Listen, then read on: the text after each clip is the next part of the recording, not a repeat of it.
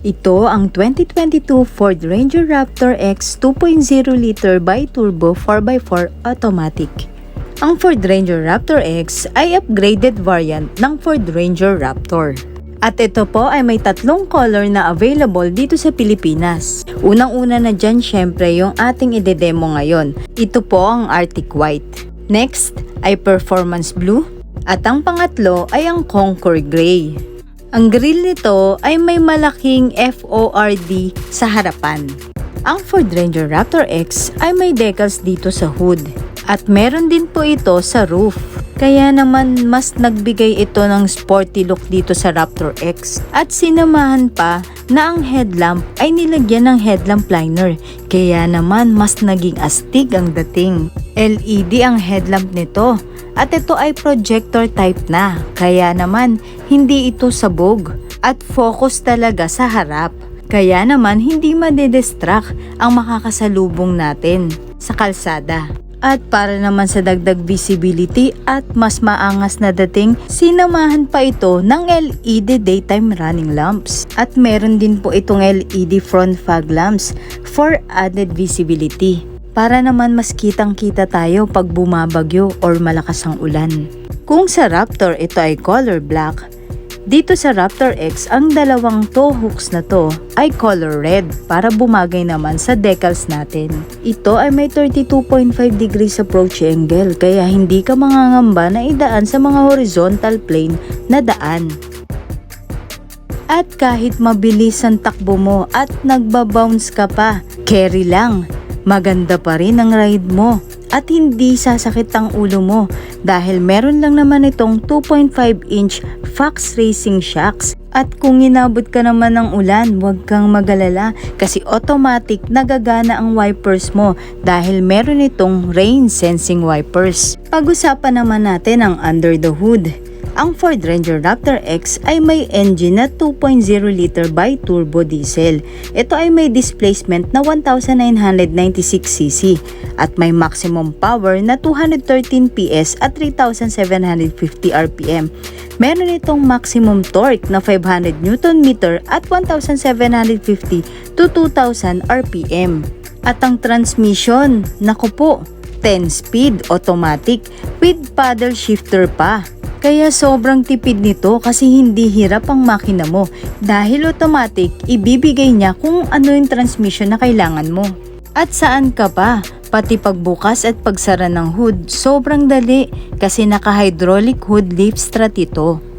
Mapunta naman tayo sa side ng Raptor X. Isa sa nagustuhan ko dito sa Raptor X is meron itong 850mm water wading depth dahil uso ang baha sa Pilipinas kaya naman hindi ka mangangamba na idaan ang Raptor X na to. At meron itong 283mm ground clearance kaya naman safe na safe ang ilalim mo, mapadaan ka man off-road.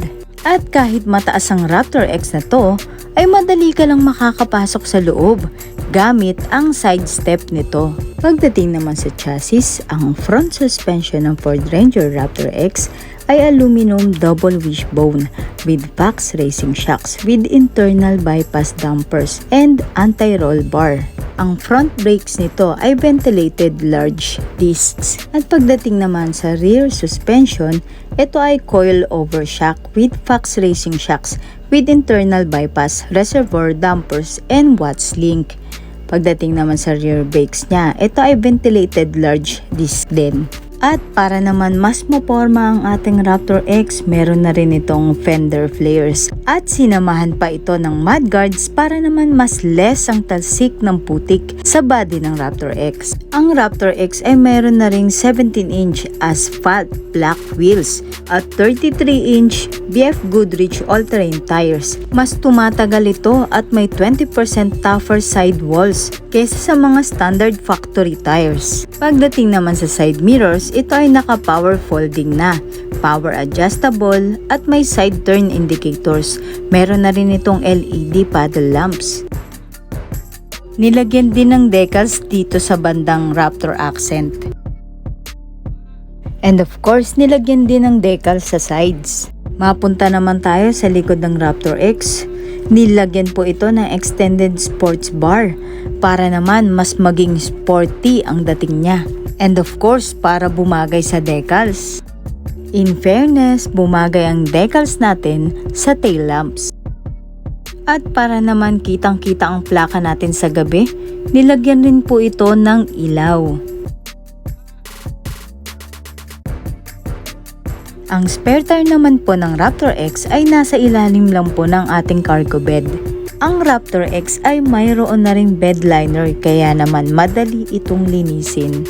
Napaka-convenient din buksan ng tailgate na to kasi napakagaan nito. Meron kasi itong tailgate lift assistance. And kung meron man tayong gamit na ilalagay dito na kailangan nating talian para hindi matumba or hindi magalaw masyado, meron po itong inner tie downs. Sa lahat po ito ng side. Isa pa sa convenient dito sa likod is meron itong 12 volt power outlet dito sa load box. Ang Raptor X ay mayroong payload capacity na 766 kg at ang towing capacity nito ay 2,500 kg. Para naman mas madali sa atin ang mag-park, meron itong 4-eye rear parking sensor sa likod at sinamahan pa ito ng rear view camera.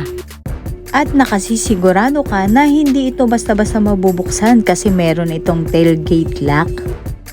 Pagdating naman sa Ford emblem, ito ay color black para naman bumagay sa decals natin dito sa tailgate. Check naman natin sa loob. Meron itong kakaibang scuff plate, astig.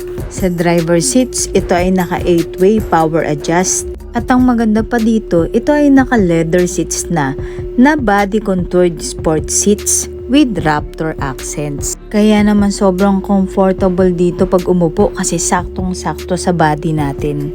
Ito ay naka red stitches all throughout the interior.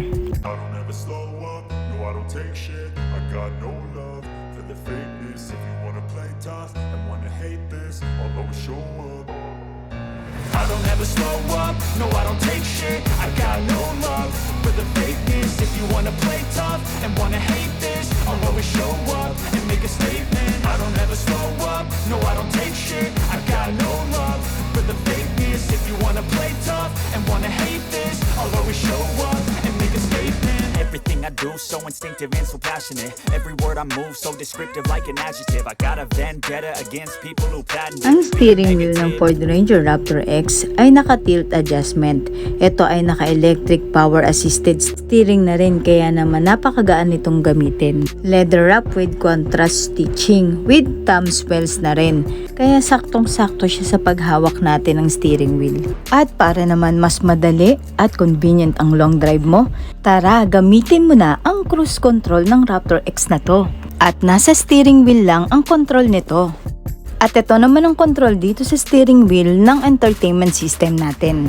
Meron rin itong red centering strip kaya nakakatulong ito sa pag-monitor ng tire direction when drifting and cornering. Ito naman ang control para sa mga ilaw natin. Ito po ang switch para sa fog lamps, park light, headlamp, auto headlamp, and sa headlamp leveling po. At ito naman po para sa brightness ng cluster. Ito naman po ang control natin para sa side mirrors. Ito ang power folding at ito naman po ang power adjust. Ito naman po ang switch natin para sa lane keeping aid. Dito naman ang control para sa paddle shifters. Ang Ford Ranger Raptor X ay may dual color 4.2-inch cluster screens kaya kitang-kita mo ano man ang nangyayari sa unit mo. Pagdating naman po sa center console, ito ay mayroong 2 layers.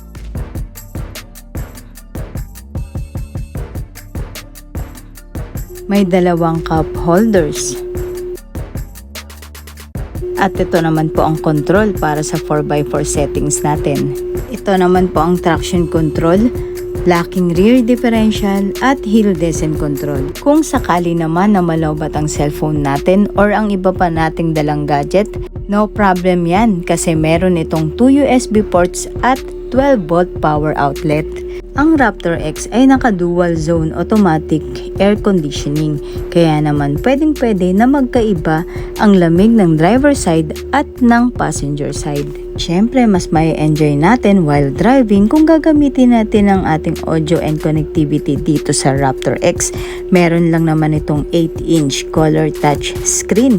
Meron itong Apple CarPlay and Android Auto, kaya pwede natin i-connect ang ating cellphone dito. Meron itong Bluetooth with phone audio streaming at hindi tayo maliligaw dahil meron itong navigation system. At dahil meron itong Sync 3 with voice activated controls, ay madali na lang sa atin i-command regarding sa navigation, messaging, calls, or music na gusto natin. And of course, sobrang nakakatuwa ang mag-music trip dito sa Raptor X kasi meron itong 6 speakers. Ang Ford Ranger Raptor X ay naka-smart keyless entry with push start-stop engine na. Kaya naman napakadaling pumasok sa loob at mag-start ng engine kahit hindi natin ilabas ang susi natin. Hindi ka rin masisilaw kahit naka-high beam ang nasa likod mo dahil sa electrochromic rear view mirror ng Raptor X. Dashcam dangly cables, wala na po yan. Thank you sa windscreen mounted USB port ng Raptor X. Sobrang dali na at neat tignan kung magpapalagay tayo ng dashcam dahil dito. Ito naman ang eyeglass compartment, kasyang-kasya kahit gaano kalaki na eyeglass. Sa driver side naman na sun visors, meron itong vanity mirror with cover. Ganun din sa passenger side, may vanity mirror with cover. Check naman natin dito sa second row. Sobrang luwag niya. Meron din itong 230 volt and 12 volt power outlet dito sa likod ng center console. Very good dahil meron itong center armrest at may 2 cup holders, kaya napaka-convenient nito dito sa mga passenger na nakaupo dito sa second row. Fold up function din siya kapag i-close natin. Check naman natin ang ilalim ng second row seats. May dalawang lagayan. Pwede itong lagyan ng kahit anong bagay na kasya dito. Check din natin yung sandalan. Andito ang mga tools. Pwede rin tayo maglagay ng kahit anong gamit na kasya dito. At sobrang secure at safe na safe ka dito sa Ford Ranger Raptor X dahil meron itong pre-collision assist with pedestrian detection, lane keeping aid, driver alert system. Meron din itong terrain management system with 6 modes ha: normal, sport, grass gravel, mud sand, rock, and baha. Meron itong cruise control, electronic stability control including roll over mitigation, ABS, EBD, and traction control. Meron din itong hill descent control at hill start assist. Isa pa sa maganda dito is meron itong mic key.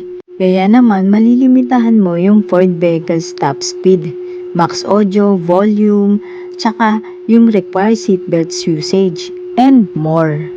Mayroon din itong 6 airbags, rear view camera, rear parking sensor, volumetric burglar alarm system, kaya naman mag-a-alarm yan kapag may nagpwersa na mag-open ng door ng sasakyan natin. And meron itong child seat isofix anchorage points.